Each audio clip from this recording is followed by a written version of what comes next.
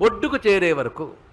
అంతేగాని ఒడ్డు అనేది ఒకటి ఉందిటండి, చివరి వరకు పడవలో ఉండక్కర్లేదుటండి అని మనం తొందరపడిపోయి పడవ వదిలేస్తే ఏమవుతాం? కొట్టుకుపోతాం.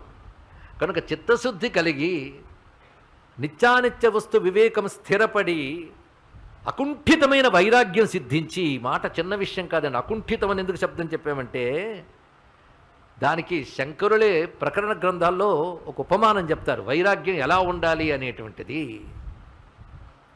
వైరాగ్యం అంటే దేని యందు? వివేకం తర్వాత వైరాగ్యం చెప్పారు. వైరాగ్యాన్ని మొదటి స్టెప్లో చెప్పలేదు. నిత్య అనిత్య వస్తు వివేకం అన్నారు ఇక్కడ. ఆ వివేకం ఏర్పడిన తర్వాత నీకు సహజంగా అనిత్యం మీద విరక్తి కలగాలి కదా. అనిత్యమైన వాటి యందు విరక్తినే వైరాగ్యం అనాలి. ఎందుకంటే అవి అనిత్యం గనక. ఎందుకయ్యా వాటి మీద విరక్తి అంటే అనిత్యం గనక. ఒకటే సమాధానం. అనిత్యమేది? ఇహాముత్రార్థ భోగ విరాగం. ఇహం ఎంతో అముత్రం కూడా అంతే అన్నాడు ఇక్కడ. ఇహం అంటే ఇహలోకం, తర్వాత పరలోకం, స్వర్గాది లోకములు. ఈ రెండూ కూడా అనిత్యం గనక వాటి యందు వైరాగ్యం. అంతేగాని లేవనలేదు శంకరులు.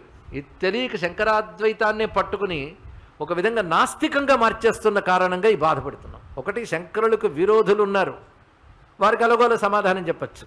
ఇది శంకర సిద్ధాంతమని నమ్మేలాగా అవే మాట్లాడుతూ శంకర హృదయానికి వ్యతిరేకంగా ప్రవర్తించే వాళ్ళు ఉన్నారు. అది అసంప్రదాయ ధోరణిలో అద్వైతాన్ని చెప్పుకోవడం, ఇది ప్రమాదకరం.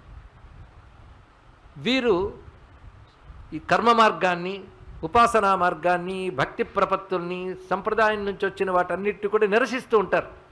పైగా శంకరాద్వైతం అని అంటూ ఉంటారు.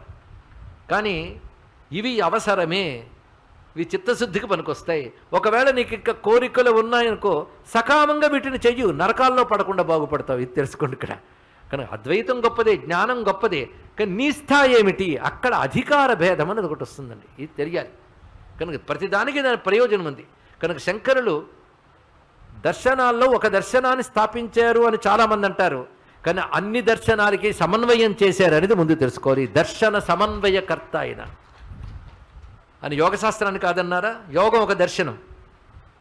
సాంఖ్యాన్ని కూడా అది ఎక్కడ ఆగిపోయిందో దాని తర్వాత మార్గాన్ని చెప్పారే తప్ప దాంట్లో ఉన్న అనేక విషయాలు కాదనలేదు.